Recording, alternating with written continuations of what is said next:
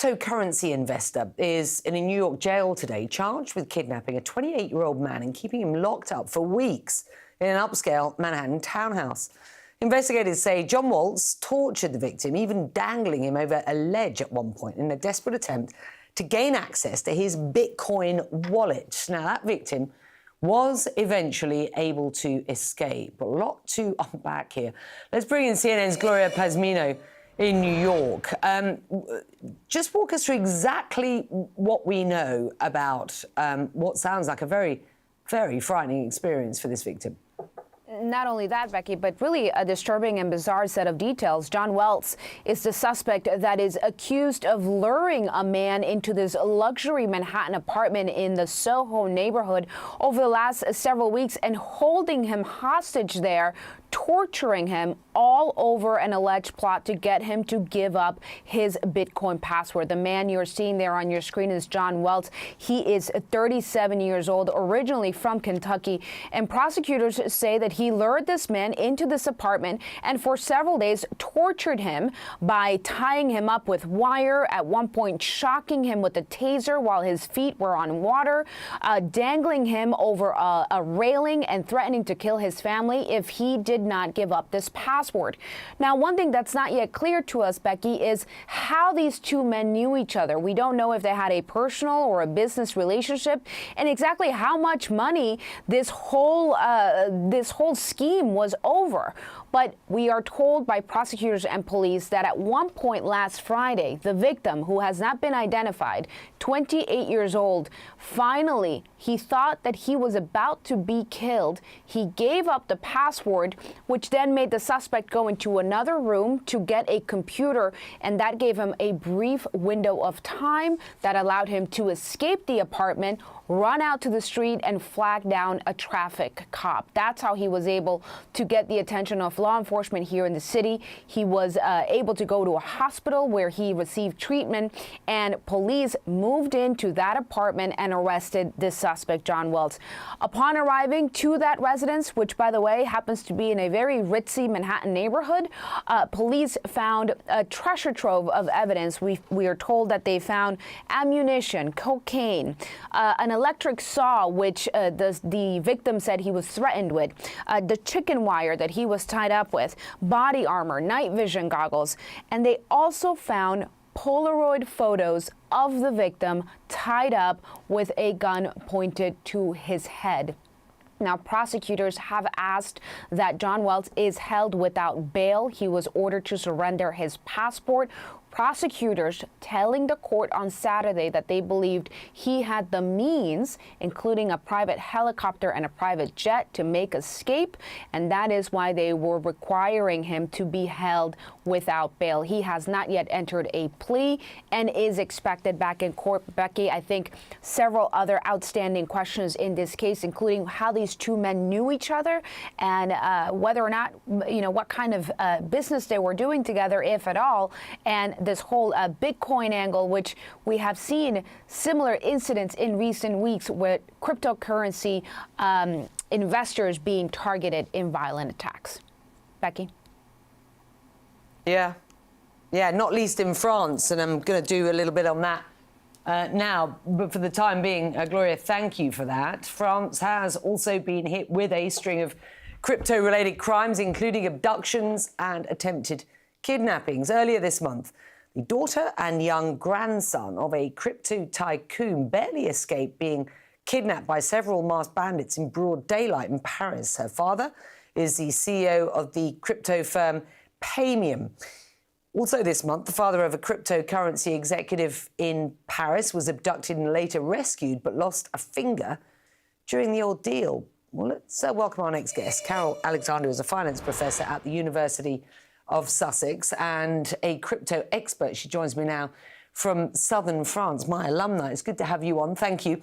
We are seeing a wave of violent crime targeting the so-called crypto rich. We've just been reporting on that home invasion in the US, kidnappings in France. Why are those with digital wealth so vulnerable to what feels like, these very analog threats? Can we just explain what's going on here? Well, It's not entirely new. I mean, this type of kidnapping has been going on for actually a decade, and in 12 countries so far. But you're right, the recent ones in Paris were particularly upsetting, and of course, this is even worse. I mean, it shows that the type of, there's so much crime in crypto. What we see a lot of are these computer geeks, hacking the exchange Bybit, lost 1.5 billion, the biggest hack in history. But we also see money laundering and this sort of thing. But this violent crime, I think, is linked to the price of Bitcoin and other crypto. It's become, the last year it's grown 50%, and the year before. So there is the incentive as well. And then we're also seeing more of it because it's easier to trace the actual, when it happens, it's easier to find the perpetrators than it used to be. Yeah, and let's talk about that, because you've argued that many of these kidnappers aren't especially sophisticated. Law enforcement can now trace crypto transactions with remarkable speed, yet attacks aren't stopping. Exactly. In fact, they seem to be rising. Why is that? If the currency, and I talk to people, again and again in the industry, who say, look, the security's there, currency can be traced, it can be retrieved. So it does seem odd that these heists, as it were, of individuals continue. Yeah. Well, a lot of them are both, criminals both sides. There's somebody with 100 million worth of crypto and another person with 30 million worth of crypto. And so, maybe there's an incentive for the kidnappers to think, well, maybe their victim will not go to the authorities. It's only if they go to the authorities that you can get the ransom back, like the first case in January in France. And then the French authorities, and particularly the Italian and obviously the US, the whole Bitcoin reserve is it's 23 billion worth now of Bitcoin, was all in seized and forfeited things. But it's only really recently that that's been happening. So maybe they're just, a little bit behind the curve. And this scale, 100 million or 30 million, you'd understand it if it was just a small scale hack of, somebody stealing their friend's crypto worth, I don't know, 500,000 or something. But this is something unprecedented. Yeah, these numbers are huge. I mean, when you say if it was just, somebody nicking their mate's 500 grand, I mean, the scale of these numbers just seems absolutely remarkable to me. Look, crypto owners watching, and there may be many of them out there, small holders, many of whom will have never thought themselves as targets. What are the steps that they should be taking to protect both their digital wealth, and their wallets, and their physical safety? Yeah, that's what. Yeah. Well, there's been a lot of hacks. The Coinbase exchange has lost a lot of customer details. And that's the main US exchange. So you definitely need to protect your wallet on the Coinbase exchange. I actually was scammed and I lost my Coinbase portfolio through such a thing. But it's better now.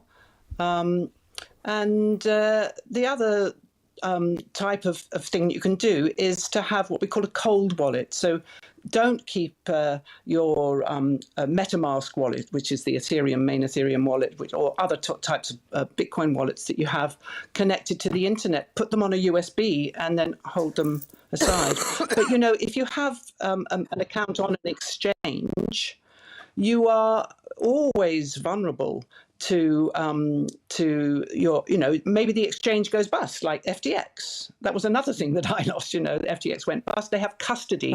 It's not like normal exchanges. If you've got, you have the credit risk of the exchange. If the small exchange is hacked and you're using some not very well, totally unregulated exchange, then it's your own risk. Head there.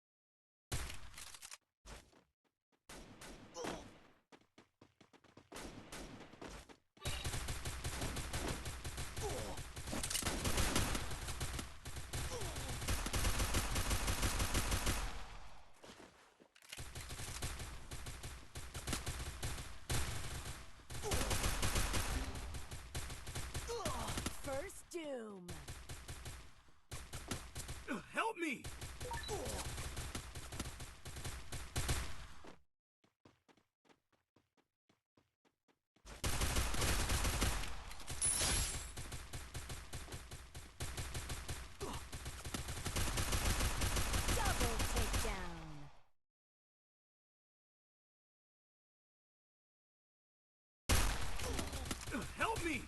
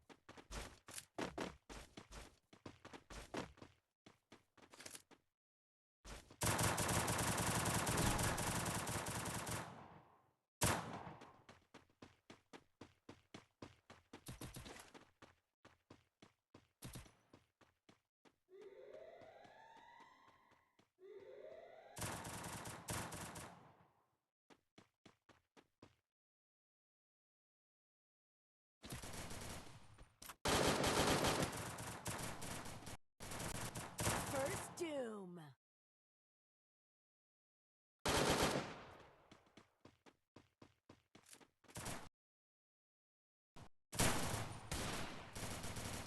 Double takedown.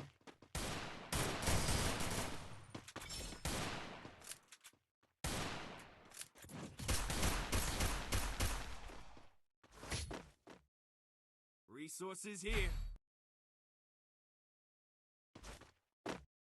Resources here.